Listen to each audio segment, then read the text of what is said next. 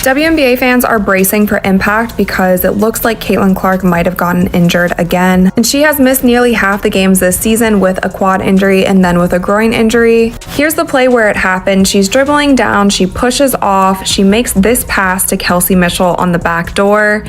And then you can see when she's running back to the other end of the court, she's grabbing her right groin. You could see it on her face right after that play, like something went wrong. The Indiana Fever concluded their road stretch with a hard-fought 85-77 win over the Connecticut Sun at TD Garden. However, the victory came with a serious consequence that could threaten everything the WNBA has invested in its marquee player. With only 40 seconds remaining, Caitlin Clark re-injured her groin following a barrage of unchecked physical contact throughout the matchup, contact that officials blatantly ignored. Stephanie White, congratulations. Amber Cox, way to go. Kelly Krauskopf, you did it, girl. You really did it. Way to rush Caitlin Clark back from injury time after time after time after time.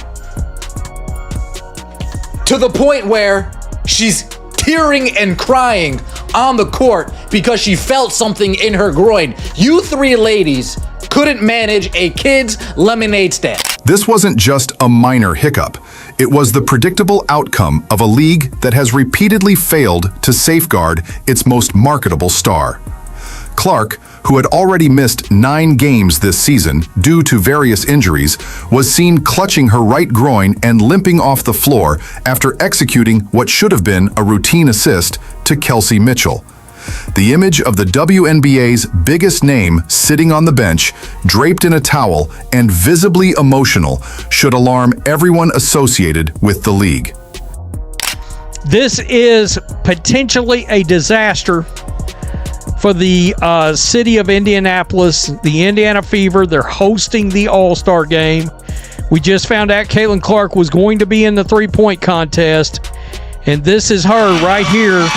You can see her. Let me turn this down. She's grabbing that groin, folks. She's grabbing the groin area. She's going to walk over. She knows she's injured, and it looked bad, folks. She was on the bench, had her head wrapped in a towel. She's crying. She's in pain. The situation escalated to a tipping point when Indiana's head coach, Stephanie White, had to call a timeout. This wasn't a tactical move.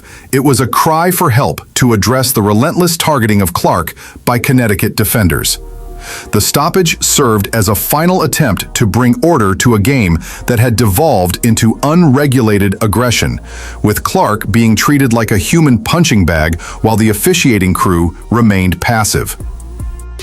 And whether it was pain or frustration or a combination of both, you could see it weighing on her. Now, she had snapped at a referee earlier. She had held her head down in the midst of her shooting slump. So maybe some of this is just all of that coming to a head, especially knowing that All-Star Weekend is coming up from Indianapolis. It was pretty evident that things were getting out of hand, don't you think? White commented after similar occurrences in prior games. When officials don't properly manage the game and allow overly aggressive play, particularly when it's been happening all season, the highly competitive women in this league will push boundaries. They'll protect each other and play hard. From 3, so on the road this season, Caitlin Clark is a combined 1 for 32 from three-point range. Very unusual. She's hot. Breon January having to hold her back. We'll take a timeout. I mean, yo, she went from 0 to 100 real quick. She was upset, dog. I don't know what that ref said. I don't know what happened. But yeah, she was basically just saying, That has nothing to do with it. So I don't know what they were discussing, but yeah, she was basically pissed about the entire situation, man. But on this occasion, White's plea wasn't enough. The damage had already been inflicted. Officials permitted Connecticut players to consistently hand-check, grab, and physically harass Clark without consequence. Every screen became a risk for further injury. Every drive to the basket brought contact that would have been deemed flagrant in a different era of basketball. Is the refs, dog. Like, the refs are terrible. Y'all play a part in these injuries. Y'all play a part in all of these injuries. Y'all don't call nothing. Y'all don't call nothing, bro. Like, what are we talking about? You, like, all of y'all should be fired. Just don't do your jobs at all. You guys are trash.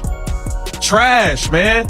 You got people getting hurt left and right. Look at this trash. We got people getting elbowed in the face. Body check. Look at this. Sophie Cunningham dropping. Loving that face. She just gets body checked out of bounds. No calls. None. If you're enjoying, please subscribe. Let's be real, what we witnessed against Connecticut wasn't basketball.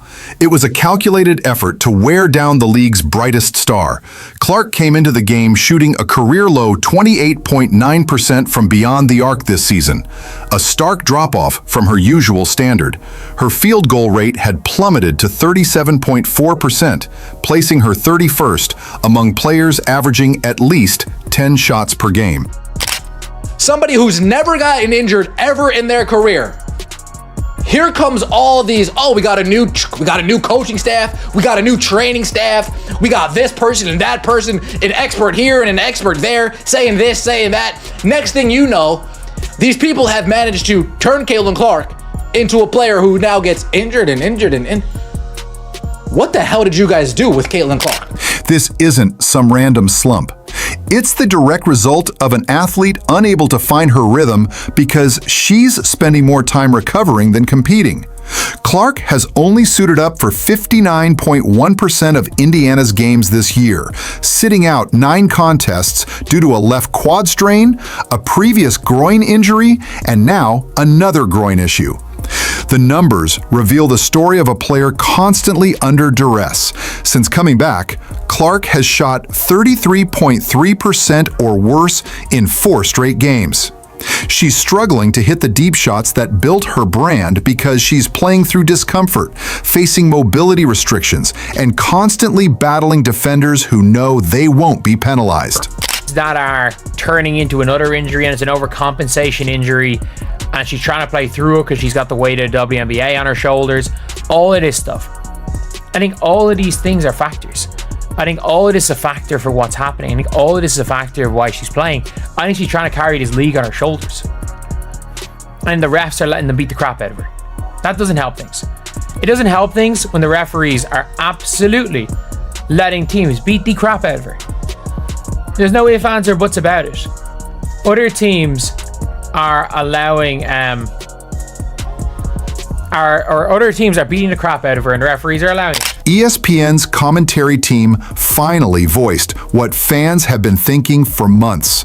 During a recent broadcast, analysts Rebecca Lobo and Ryan Ruocco had to count, out loud, the missed foul calls on a single possession.